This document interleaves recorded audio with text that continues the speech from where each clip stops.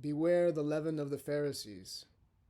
The Pharisees are represented today by the ruling elite, the political class, the priest class.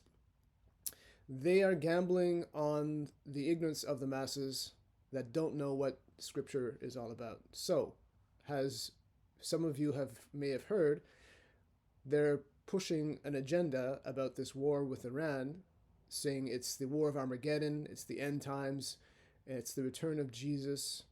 And because people do not understand that the Bible should never be interpreted literally, which they are doing, they're using this for their own geopolitical gain. And this is being used right now in the U.S. military. They're promoting this throughout the ranks. The commanders are sharing this with the troops to motivate them to go into Iran and take care of business. So if we listen to a clip here from Democracy Now!, we'll get an idea of what's being said. Been invoking extremist Christian rhetoric about biblical end times, selling the conflict to American troops as a holy war. The watchdog Military Religious Freedom Foundation says it's been inundated with more than 200 complaints from members across all branches of the U.S. military regarding these comments. One combat unit commander reportedly said the war is part of God's divine plan and that, quote, President Trump has been anointed by Jesus to light the signal fire in Iran to cause Armageddon and mark his return to Earth, unquote. For more, we go to Albuquerque. All right. In addition, there's a professor. He's a Chinese-Canadian professor, and his name is Professor Jiang.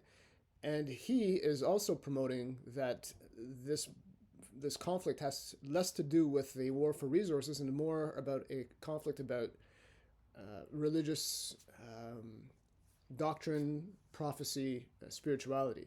However, his limitation is that he's basing his assessment on the fact that the interpretations are literal, whereas the Bible, the Scripture, is all based on allegory, which means the language is symbolic, which means you never want to interpret it within the literal framework exclusively because you'll misinterpret it what you're reading. Case in point. So I'll let you listen to the clip, and then I will give you the deciphered version. Temple, which is the house of God. So religious Jews, extremists, want to destroy the Alexandrian Mosque to rebuild the third temple. And if the religious Jews, the extremists, destroy the Alexandrian Mosque, then the 2 billion Muslims in this world would be religiously obligated to go to war against Israel. All right, so the temple. So may have heard, or some of you may have heard of the Temple of Solomon. The Temple of Solomon has nothing to do with actual building of a temple made out of bricks or stone, mortar, or anything like that. The Holy Bible is a book about the construction of consciousness, Christ consciousness within the individual. So if you go to the actual verse in the King James Bible, 1 Kings chapter 6, verse 7, it says, And the house, when it was in building, was built of stone made ready before it was brought thither, so that there was neither hammer, nor axe, nor any tool of iron heard in the house, while it was in building.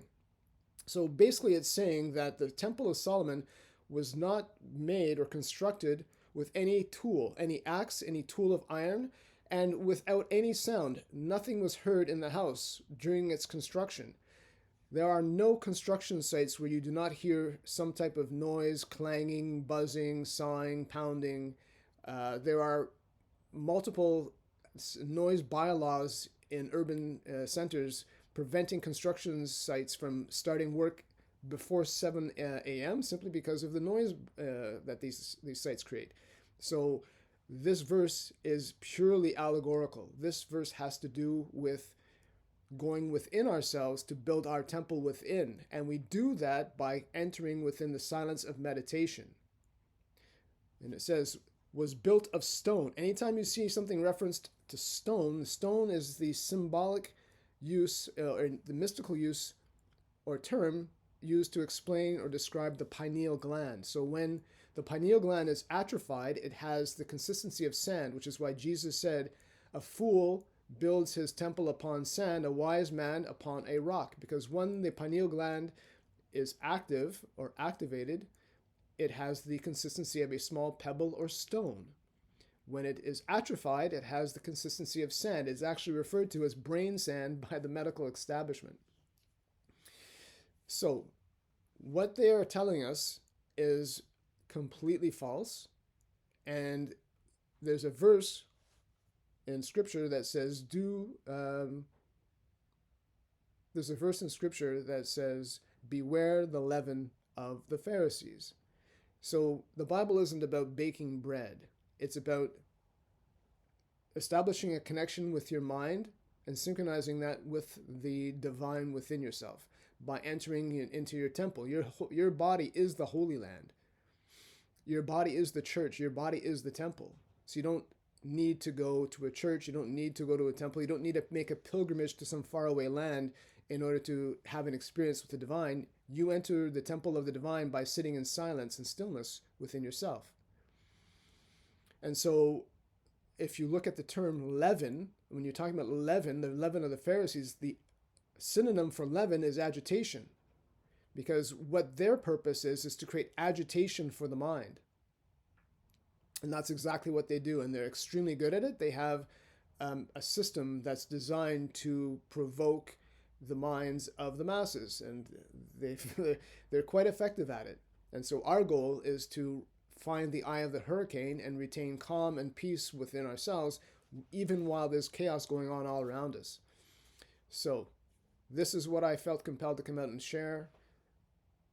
Be aware of what's going on and look within, because the kingdom is within you and it's not anywhere else. Thank you.